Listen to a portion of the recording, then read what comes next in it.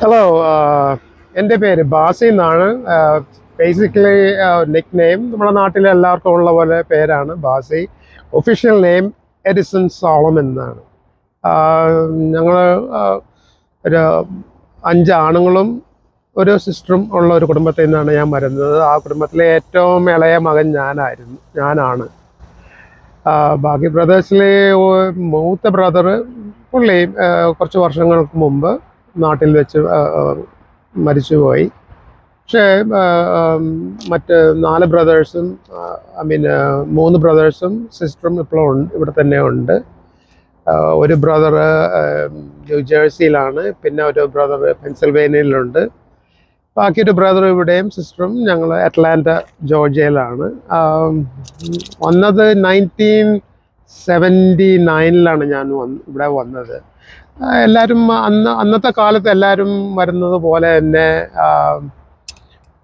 അവിടെ sister sponsor ചെയ്തു. കുറച്ച് 4-5 വർഷം പിടിച്ച് ഞങ്ങളെ ഇവിടെ കൊണ്ടുവരാൻ വേണ്ടി വന്നത്. ഞങ്ങൾ ന്യൂജേഴ്സിയിലായിരുന്നു ഞങ്ങൾ ആദ്യം വന്നത്. അവിടെ 10-20 വർഷം ന്യൂജേഴ്സിയിലുണ്ടായിരുന്നു. അവിടെ വെച്ച് തന്നെ നാട്ടിൽ പോയി 78 വന്നിട്ട് 79 വന്ന് 84 നാട്ടിൽ തിരിച്ചു പോയി. വിവാഹമെല്ലാം കഴിഞ്ഞു. തുടർന്ന് പിന്നെ ഞങ്ങൾക്ക് ഒരു 3 ആൺമക്കൾ ഞങ്ങൾക്ക് ഉണ്ടായി. അവരെല്ലാം ഒരാൾ ടീച്ചർ, ഒരാൾ ഫാർമസിസ്റ്റ്, ഒരാൾ വെൽഡർ. ഇങ്ങനെ 3 ആൺമക്കളാണ് എനിക്ക് ഉണ്ടായിരുന്നത്. നിർഭാഗ്യവശാൽ പ്രയാസത്തിലൂടെ പറയുകയാണ്, എൻ്റെ ഇളയ മകൻ മരിച്ചുപോയി. ആ ഒരു ദുഃഖമുണ്ടെന്ന് മനസ്സിലുണ്ടെന്നും ഉള്ളിലുണ്ടെന്നും മാത്രമേ ഉള്ളൂ. അല്ലാണ്ട് വേറെ പ്രയാസങ്ങളൊന്നും ഞങ്ങൾ അങ്ങനെ വലുതായിട്ടൊന്നും ജീവിതത്തിൽ നേരിട്ടിട്ടൊന്നുമില്ല. പിന്നെ നമ്മൾ അന്യ നാട്ടിൽ വന്ന് താമസിക്കുമ്പോൾ അതിൻ്റെതായ ചില പ്രശ്നങ്ങളൊക്കെ ആദ്യ കാലങ്ങൾ നമുക്ക് എല്ലാവർക്കും അത് സംഭവിക്കാം. കാലക്രമേണ വർഷങ്ങൾ മുന്നോട്ട് പോയി. പിന്നെ ഞങ്ങൾ സെറ്റിൽ ഡൗൺ ആയി. ഇപ്പോൾ ഞങ്ങളിപ്പോൾ റിട്ടയർഡ് ലൈഫിൽ, ഞാനും ഭാര്യയും റിട്ടയർഡ് ലൈഫിൽ കയറിയിരിക്കുകയാണ്. ഞങ്ങൾക്കൊരു കുഞ്ഞു മകനുണ്ട്, മീനിങ് മകൻ്റെ മകൻ. അവനാണിപ്പോൾ ഞങ്ങളുടെ ലോകം ഇപ്പോൾ. പിന്നെ അവർ ഇവിടെ ജനിച്ച് വളർന്ന കാരണം അവർ ആ കൾച്ചറിൽ പെട്ട് അവർ ഇവിടുത്തെ ഒരു അമേരിക്കൻ സ്ത്രീയെ, മൂത്തവൻ ഇവിടെയുള്ള തന്നെ ഒരു ആഫ്രിക്കൻ അമേരിക്കൻ പെണ്ണിനെയും കെട്ടി ജീവിതം അങ്ങനെ മുന്നോട്ട് പോകുന്നു. പിന്നീട് ഞാൻ ജനിച്ച് എല്ലാം വളർന്നതെല്ലാം ഫോർട്ട് കൊച്ചിൻ കേരളത്തിലാണ് ഞാൻ ജനിച്ച് വളർന്നത്. അവിടുത്തെ സ്കൂളുകളിലൊക്കെ പോയി പഠിച്ചു. പിന്നെ ഹൈസ്കൂൾ കഴിഞ്ഞ ഉടനെ പിന്നെ എനിക്ക് ചെറുപ്പം മുതൽ എനിക്ക് മ്യൂസിക്കിൻ്റെ അടുത്ത് എനിക്ക് വളരെ ഒരു ഇഷ്ടമുണ്ടായിരുന്ന സംഗതിയാണ്. മ്യൂസിക് മാത്രമല്ല, ഞാൻ അന്ന് കൂടുതൽ എൻ്റെ അറ്റൻഷൻ കൊടുത്തത് ഈ വെസ്റ്റേൺ മ്യൂസിക്കിലാണ് ഞാൻ കൊടുത്തത്. അപ്പോൾ ആ ബാക്ക്ഗ്രൗണ്ടിൽ മാത്രമല്ല, കൊച്ചി എന്ന് പറഞ്ഞാൽ വളരെ ചരിത്രപരമായ ഒരു ടൗണാണ്. അതായത് ആദ്യം പോർച്ചുഗീസുകാർ വന്നു, പിന്നെ ഡച്ചുകാർ വന്നു, പിന്നീട് ഇവർ രണ്ടുപേരെയും കീഴടക്കിയ ഒരു രാജ്യമാണ് യുണൈറ്റഡ് കിങ്ഡം. ബ്രിട്ടീഷുകാരും വന്നു. അവർ 100-200 വർഷം അവർ നമ്മുടെ നാട് ഭരിച്ചല്ലോ, അതെല്ലാവർക്കും അറിയാം. 1947 നമുക്ക് ഇൻഡിപെൻഡൻസ് നമുക്ക് കിട്ടുന്നത്. അങ്ങനെ അപ്പോൾ ഈ ഫോർട്ട് കൊച്ചിയിൽ പറയുന്നത് പറഞ്ഞാൽ ഈ 2 കൾച്ചർ ഇങ്ങനെ, അതായത് ഒരു പോർച്ചുഗൽ എന്ന് പറഞ്ഞാൽ ഒരു സ്പാനിഷ് ഭാഷയിലുള്ള ഒരു രാജ്യമാണ്. അത് തന്നെ പിന്നെ ഡച്ചുകാരും വന്നിരുന്നു. അപ്പോൾ അവരുടെ ഡിസെൻഡൻസ് ഇങ്ങനെ നമ്മുടെ നാട്ടിൽ ഉണ്ടായിരുന്ന അവരാണ് ഇപ്പോൾ അറിയപ്പെടുന്ന ഈ ആംഗ്ലോ ഇന്ത്യൻസ് എന്ന് പറഞ്ഞാൽ. ഞങ്ങളുടെയൊക്കെ ഫ്രണ്ട്സൊക്കെ ഒത്തിരി ആംഗ്ലോ ഇന്ത്യൻ ഫ്രണ്ട്സൊക്കെ ഉണ്ടായിരുന്നു. അവരുടെ ഇടയിലാണ് ഞാനും വളർന്നത്. അങ്ങനെ ആ മ്യൂസിക്കിൻ്റെ ഒരു ബേസ് ഞാൻ അവിടെ സ്ഥാപിച്ചു. പള്ളിയിലുള്ള ഫ്രണ്ട്സും പിന്നെ എൻ്റെ ഒരു ജ്യേഷ്ഠൻ്റെ ഒരു ഫ്രണ്ടാണ് ഫോർട്ട് കൊച്ചിയിൽ ജെയിംസ് ആൽബർട്ട് എന്ന് പറഞ്ഞാൽ. അദ്ദേഹം വന്ന് നല്ലപോലെയൊക്കെ മലയാളം ഇംഗ്ലീഷ് പാട്ടൊക്കെ പുള്ളി പാടുമായിരുന്നു. അപ്പം ഞാനെപ്പോഴും പുള്ളിയുടെ പുറകെ നടന്ന് ഇങ്ങനെ പുള്ളി ശകലം ഗിറ്റാറൊക്കെ കളിക്കാൻ എന്നെ പഠിപ്പിച്ചു. പിന്നെ കൂടെ നിന്ന് പിന്നെ ഒരു കാലഘട്ടം വന്നപ്പോൾ ഞങ്ങൾ പിന്നെ ഒരു ബാൻഡിൽ തന്നെ ചുമ്മാ പ്ലേ ചെയ്യുമായിരുന്നു. പിന്നെ അല്ലാണ്ട് തന്നെ വേറെ ഒരു ചെറുപ്പം പ്രായത്തിൽ തന്നെ ഞാൻ ബാൻഡിലൊക്കെ അവിടെ ഉണ്ടായിരുന്നു. കാലമഴ ഹോട്ടലുകളിലെല്ലാം ഞാൻ ബാൻഡിൽ കളിക്കുമായിരുന്നു. പിന്നീട് ഞാൻ ട്രിവാൻഡ്രത്ത് ഒരു ഹോട്ടൽ രാജയിൽ കളിച്ചുകൊണ്ടിരിക്കുമ്പോഴാണ് എൻ്റെ അമ്മച്ചി എഴുത്ത് എനിക്ക് വിടുന്നത്. വിസ എല്ലാം ശരിയാക്കാൻ വേണ്ടി എല്ലാം പേപ്പേഴ്സൊക്കെ വന്നിട്ടുണ്ട്. അത് കാരണം മോൻ നാട്ടിൽ വരണമെന്നും പറഞ്ഞുകൊണ്ട് അപ്പോൾ പിന്നെ ഞാൻ അവിടെ നിന്ന് നേരെ കൊച്ചിയിലേക്ക് പോയി. അന്നത്തെ നല്ല നമ്മൾ ഈ പേപ്പർ വർക്ക് എല്ലാം ചെയ്യുന്നത് ട്രാവൽ ഏജൻസീസാണ് അവരൊക്കെ ചെയ്യുന്നത്. ഇപ്പോഴും അങ്ങനെയൊക്കെ തന്നെയാണെന്ന് എനിക്കറിയാം. പക്ഷെ എന്നാലും അവരതിൻ്റെ സ്പെഷ്യലൈസ് ചെയ്ത ആൾക്കാരാണ്. അവർ എല്ലാം അയച്ചു ആണ് പിന്നെ അമേരിക്കയിലേക്ക് വരുന്നത്. ജീവിതമെല്ലാം ഇപ്പോഴും വളരെ ഭംഗിയായിട്ട് മുന്നോട്ട് പോകുന്നുണ്ട്. വലിയ പ്രയാസമൊന്നുമില്ല. പിന്നെ നമുക്ക് സന്തോഷവും ദുഃഖവും എന്നൊക്കെ പറഞ്ഞാൽ നമ്മുടെ ജീവിതത്തിൻ്റെ ഒരു ഭാഗമാണ്. അത് സുഖമായാലും ദുഃഖമായാലും അത് അനുഭവിച്ചേ നമുക്ക് മുന്നോട്ട് പോകാൻ പറ്റുള്ളൂ. പിന്നീട് ഞാൻ പറഞ്ഞ പോലെ തന്നെ ഇപ്പോൾ എൻ്റെ കൊച്ചുമോൻ അവനുള്ള കാരണം ദുഃഖമൊന്നും അങ്ങനെ വളരെ ഹൈഡ് ചെയ്യാൻ പറ്റും ആ കുഞ്ഞിനെ കാണുമ്പോൾ. അതല്ല പിന്നെ ഞങ്ങളെയൊക്കെ മനസ്സുകൊണ്ട് സ്നേഹിക്കുന്ന പല ഫ്രണ്ട്സും ഇവിടെയൊക്കെ തന്നെ ഉണ്ട്. അറ്റ്ലാന്റയിൽ തന്നെ ഞങ്ങൾക്ക് ഫ്രണ്ട്സൊക്കെ ഉണ്ട്. അവരുടെയൊക്കെ ബലം കൊണ്ടൊക്കെ പ്രയാസങ്ങളൊന്നും നമ്മളൊന്നും അറിയുന്നില്ല. ഇനിയിപ്പോൾ റിട്ടയർഡ് ആയത് കാരണം ഇനിയിപ്പോൾ കുറച്ച് ഒരു ട്രാവലിംഗ് എല്ലാം ചെയ്യാൻ ആഗ്രഹമൊക്കെ ഉണ്ട്. പ്ലാനിങ് ചെയ്യുന്നുണ്ട്. അങ്ങനെ അമ്മമ്മയുടെ വീട് എവിടെയാ? പുള്ളിക്കാരിയും ചുള്ളിക്കൽ എന്ന് പറഞ്ഞ ഫോർട്ട് കൊച്ചിയിലെ തന്നെ ഒരു ചുള്ളിക്കൽ എന്ന് പറഞ്ഞ ഒരു സ്ഥലമുണ്ട്. അവിടെ നിന്നാണ് പുള്ളിക്കാരി അമ്മമ്മയ്ക്ക് എന്തെങ്കിലും പ്രൊഫഷൻ ഉണ്ടോ? പുള്ളിക്കാരി ഇവിടുത്തെ രജിസ്റ്റേർഡ് നേഴ്സ് ആയിരുന്നു. ഇപ്പോൾ പുള്ളിക്കാരിയും റിട്ടയർഡായി. അങ്ങനെ അമ്മമ്മ ജോലിയിൽ ടഫാന്നോ ബർഡനാന്നോ പേഷ്യന്റിന് വെയിറ്റ് ആന്നോ അങ്ങനെയൊക്കെ പറയാറുണ്ടോ? കംപ്ലൈൻ്റ് അല്ല. ഒരേ ഇടയ്ക്കെല്ലാം ഞാൻ പോയി പുള്ളിക്കാരിയെ ജോലിയിൽ നിന്നെല്ലാം ഞാൻ പിക്കപ്പ് ചെയ്യും. അപ്പോൾ വരുന്ന വഴിക്ക് പറയും ഇത്തിരി റഫ് ഡേ ഒക്കെ ആയിരുന്നു. നമ്മൾ എന്ത് പറയാനാണ്, ജോലിയല്ലേ, അതും ഒരു ജോലിയുടെ ഭാഗമാണ്. അങ്ങനെ ഇവിടെ വന്ന മ്യൂസിക് ഒന്ന് പ്രോഗ്രസ് ചെയ്യാൻ എന്തെങ്കിലും വഴി തെളിഞ്ഞോ? ചാൻസ് എനിക്ക് ഉണ്ടായിട്ടുണ്ട്. അപ്പോൾ എൻ്റെ അടുത്ത് ബാൻഡിൽ ചേരാൻ വേണ്ടി ചോദിച്ചിട്ടുണ്ടായിരുന്നു.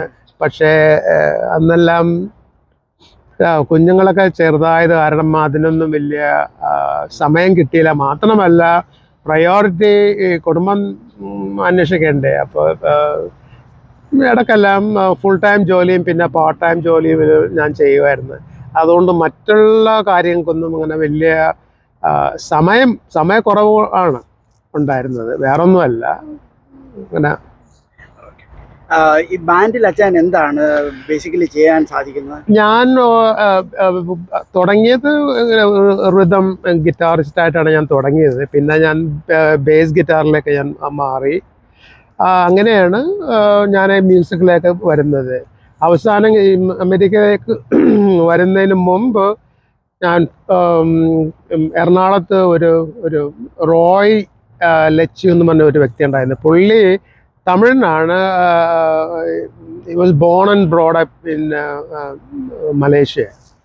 പുള്ളി കൊച്ചിയിൽ വന്ന് താമസിച്ചപ്പോഴാണ് എൻ്റെ അടുത്ത് പറയുന്നത് ഇങ്ങനെ ബാൻഡിൽ ഒന്ന് കളിക്കാൻ പറ്റുമോ? ഞാൻ പറഞ്ഞു തീർച്ചയായും എന്ന് പറഞ്ഞ്. അപ്പം ഞങ്ങളൊരു 3-4 കോൺസേർട്ട് ഞങ്ങൾ അങ്ങനെ ചെയ്തിട്ടുണ്ട്. പിന്നെ ഞാൻ ഇങ്ങോട്ട് വന്ന് കാരണം പിന്നെ റോയിനെ ഞാൻ കണ്ടിട്ടില്ല. ബാക്കിയുള്ളവർ എല്ലാവരും ഇപ്പോഴും എറണാകുളത്തൊക്കെ തന്നെ ഉണ്ട്. അമ്മമ്മ ഡ്രൈവിംഗ് എങ്ങനെയാ പഠിപ്പിച്ചത്? അമ്മമ്മ ഇപ്പോഴും ഓടിക്കുമായിരുന്നു? പുള്ളിക്കാരി ഇപ്പോഴും നാട്ടിൽ നിന്ന് ഡ്രൈവിംഗ് പഠിച്ചിട്ടാണ് ഇവിടെ വന്നത്. Excuse me. ഇവിടെ വന്നിട്ടും പുള്ളിക്കാരി വണ്ടി ഓടിക്കും, കുഴപ്പമൊന്നുമില്ല. പിന്നെ ഞങ്ങൾ രണ്ടുപേരും റിട്ടയർഡ് ആയത് കാരണം കൂടുതലും ഞാനാണ് ഓടിക്കുന്നത്. But she drives. മക്കളെ പറ്റി പറഞ്ഞു കഴിഞ്ഞാൽ മക്കളെ ഏതുവരെ വിദ്യാഭ്യാസം? മക്കൾ മൂത്ത മകൻ പുള്ളി ഫാർമസിസ്റ്റാണ്, ജോലിയുണ്ട്. രണ്ടാമത്തെ മകൻ ടീച്ചറാണ്. മൂന്നാമത്തെ മകൻ വെൽഡറും. അതെ. അച്ഛൻ ലാസ്റ്റിൽ എന്നാ നാട്ടിൽ പോയത്? കോവിഡിന് മുമ്പോ പിന്നീട്? ഞാൻ കഴിഞ്ഞ നവംബറിൽ നാട്ടിൽ പോയി. ഒരു നവംബർ തൊട്ട് ഫെബ്രുവരി വരെ ഞാൻ നാട്ടിലായിരുന്നു. എന്നാലും ഒരു 3 മാസം ഞങ്ങൾ നാട്ടിലുണ്ടായിരുന്നു. കൊച്ചിയിൽ പോയിട്ടുണ്ടെങ്കിൽ കൂടുതൽ സമയം ഞങ്ങൾ അങ്ങ് ഇടുക്കി സൈഡിലാണ് പോകുന്നത്. ഭാര്യയുടെ അനിത്യയുടെ ഹസ്ബൻഡ് തേങ്ങാക്കൽ, അത് തേങ്ങാക്കൽ എന്നൊരു സ്ഥലമുണ്ട്, തമിഴ്നാട് ബോർഡറാണ്. അവിടെ തേയിലത്തോട്ടവും കൃഷികളൊക്കെ ഉള്ള കാരണം ഞാൻ കാലാവസ്ഥയും വളരെ നല്ലതാണ്.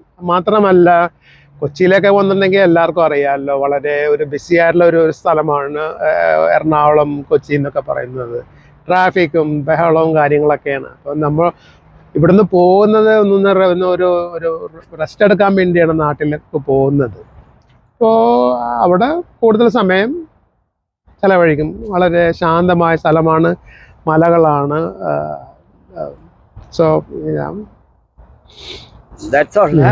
Thank you. ഞാൻ ഒരു കാര്യം കൂടെ ചോദിച്ചാൽ, ഞാൻ ഇപ്പൊ ഒരു 10-40 വർഷമായി അമേരിക്കയിലായിട്ട്.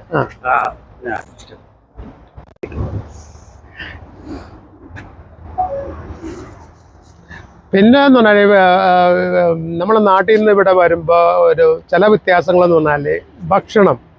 നമ്മുടെ വീടുകളിൽ നമ്മളുടെ സാധാരണമായ ഭക്ഷണങ്ങൾ തന്നെ ഭാര്യ പ്രിപ്പയർ ചെയ്യുന്നുണ്ട്. പക്ഷെ എന്നാലും നമ്മളെ ഈ അമേരിക്കയിലുള്ളപ്പം ഇവിടെയും ഒരു രീതിയൊക്കെ ഉണ്ടല്ലോ ഭക്ഷണം. എനിക്ക് ഇഷ്ടപ്പെട്ടുള്ളത് ഇറ്റാലിയൻ ഫുഡ് എനിക്ക് വളരെ ഇഷ്ടമുള്ള ഒരു സംഗതിയാണ്. പിന്നെ ഒത്തിരി രാജ്യങ്ങളിൽ വരുന്ന ഒരു സ്ഥലമാണ് അമേരിക്ക. ചൈനീസ് ഫുഡും അങ്ങനത്തെ കാര്യങ്ങളെല്ലാം ഉണ്ട്. പക്ഷെ എന്നാലും നമ്മുടെ ഭക്ഷണമാണ് എനിക്ക് വളരെ പ്രിയം. നാട്ടിൽ പോയാൽ മിസ് ചെയ്യുന്നത് എന്താണ് ശരിക്കും? അല്ലെങ്കിൽ ഇവിടെ നിൽക്കുമ്പോൾ മിസ് ചെയ്യുന്നത് എന്താണ്? മിസ്സിങ് എന്ന് പറഞ്ഞാൽ ഫ്രണ്ട്സ് എന്ന് പറഞ്ഞാൽ ചെറുപ്പത്തിൽ വളർന്ന ഫ്രണ്ട്സ് അവിടെയാണ്. നിർഭാഗ്യവശാൽ 2-3 ഫ്രണ്ട്സൊക്കെ അവർ പ്രായമായവർ മരണപ്പെട്ടു, മരിച്ചുപോയി. അപ്പം നാട്ടിൽ പോയിട്ടുണ്ടെങ്കിൽ ഉണ്ട്, ഫ്രണ്ട്സ് ഉണ്ട്. പക്ഷെ എന്നാലും പഴയ ഫ്രണ്ട്സൊക്കെ ഇല്ല. പക്ഷേ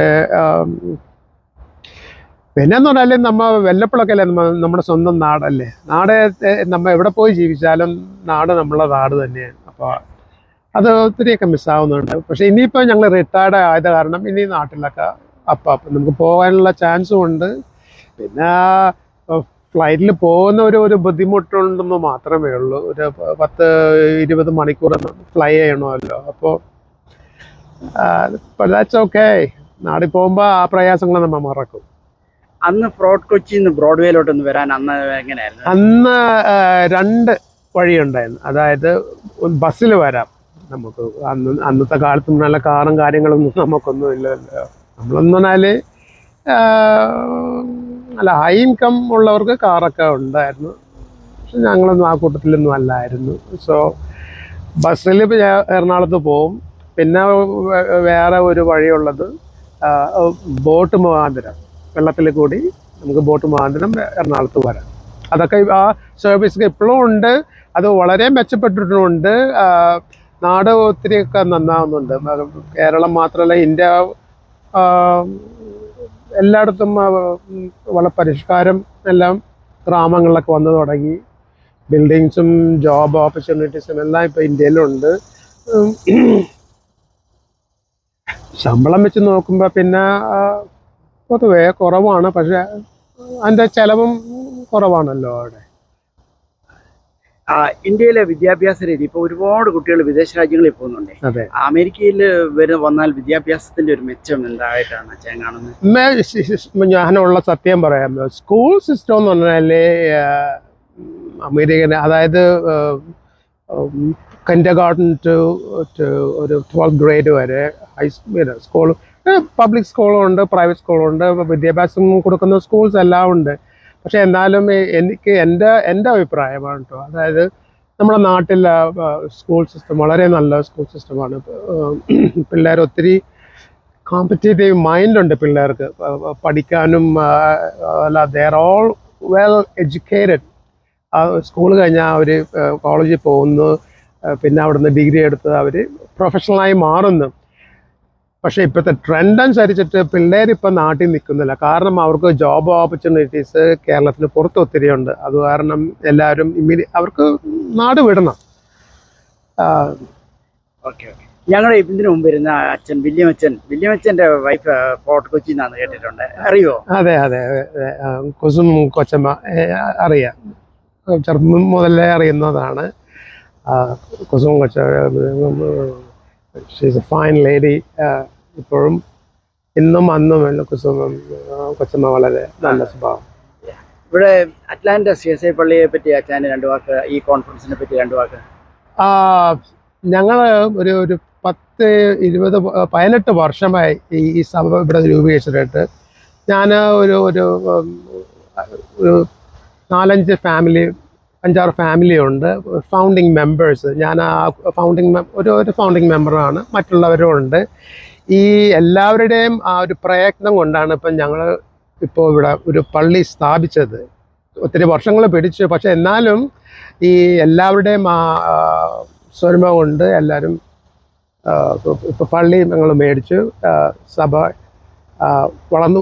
വളർന്നുകൊണ്ടിരിക്കുന്നു. ഈ കോൺഫറൻസ് ഇവിടെ നടത്താൻ വേണ്ടി ഒരു ഓപ്പർച്യൂണിറ്റി ഞങ്ങൾക്ക് കിട്ടി. ആദ്യം ഞങ്ങൾക്ക് ഇത്തിരി പേടിയായിരുന്നു, ഇത് വിജയിക്കുമോ, കാരണം വലിയ സാമ്പത്തിക ശേഷിയില്ലാത്ത ഒരു സഭയാണ്. പക്ഷെ എന്നാലും അത് എല്ലാം മറന്നിട്ട് നമുക്ക് മുന്നോട്ട് പോകാമെന്നുള്ള ആ ചിന്താഗതിയിലാണ് ഞങ്ങൾ ഒരുമിച്ച് നിന്നത്. കോൺഫറൻസ് ഇപ്പം നടന്നുകൊണ്ടിരിക്കുകയാണ്. വളരെ ഒരു അഭിപ്രായം സോഫാർ ഉണ്ട്. ഇനിയും 2 ദിവസം കൂടി കോൺഫറൻസ് ഇവിടെ ഉണ്ട്. മുന്നോട്ട് പോകും, അവസാനം വരെ മുന്നോട്ട് ഭംഗിയായി പോകുമെന്ന് വിശ്വസിക്കുന്നു. Thank you for hosting us. ഇതൊരു വണ്ടർഫുൾ എക്സ്പീരിയൻസ് ആണ് ഞങ്ങൾക്ക്. അച്ചായനുമായിട്ട് ഈ പങ്കുവച്ചതിൽ വളരെ സന്തോഷം. ഇനിയും എന്തെങ്കിലും വിവരങ്ങളുണ്ടെങ്കിൽ കുറച്ചുകൂടെ നമുക്ക് ഷെയർ ചെയ്യാം. 2 ദിവസം കൂടെ ഉണ്ടല്ലോ. അതെ അതെ. അച്ചായന് പാട്ടൊന്നും പാടത്തില്ല അല്ലേ? Okay okay, no problem. Thank you so much. Thank you. Thanks for giving me this opportunity to explain, how things are here. Thank you so much. Thank you. Have a wonderful day. Thank you. നല്ല edit ചെയ്തേ. അച്ഛൻ്റെ full name എങ്ങനെയായിരുന്നു? നമ്മുടെ Edison Solomon. ഒരു minute, ഞാൻ നമ്പറിൽ ഒന്ന് എഴുതിയോട്ടെ. എനിക്ക് പേര് എഴുതാൻ